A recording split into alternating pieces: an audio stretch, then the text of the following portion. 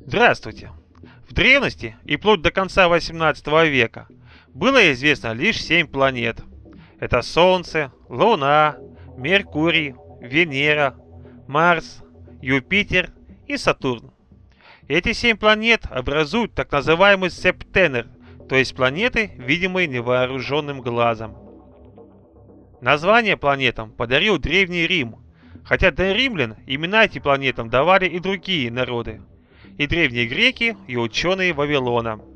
Так, Меркурий назывался сверкающий, Венера – несущая утро, так как ее видно было только на рассвете и на закате, Марс – пламенный, Юпитер – лучезарный, а Сатурн назывался сияющий.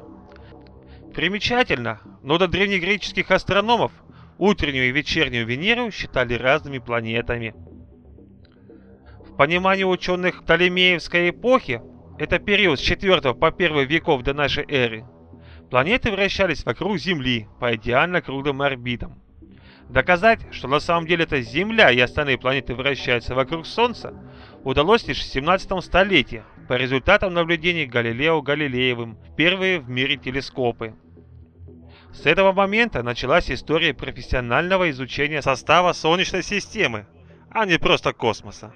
Благодаря его трудам и тщательному анализу, другой великий астролог Иоганн Кеплер обнаружил, что орбиты планет не круглые, а эллиптические.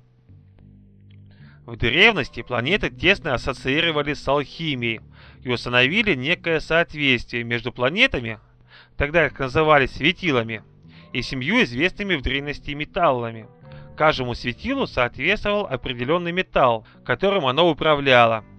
Солнце управляет золотом, Луна серебром, Венера медью, Марс железом, Юпитер оловом, Меркурий ртутью, а Сатурн свинцом. Подробнее про металлы древности смотрите в следующем выпуске. Чтобы его не пропустить, можете подписаться на канал прямо сейчас по этой ссылке. Поскольку другие планеты и объекты Солнечной системы, как Уран, Нептун и Плутон, были открыты сравнительно недавно, в алхимии для них соответствующих привязок не существует. Так что вот, как в песне Чукчи: что вижу, о том и пою. Потому в те века и было всего лишь 7 планет, а по факту вообще 5, так как к ним причислили Солнце и Луну. На этом все. Если понравилось, нажмите лайк. А если не хотите пропустить следующие выпуски, то подпишитесь на канал. Всем спасибо и пока!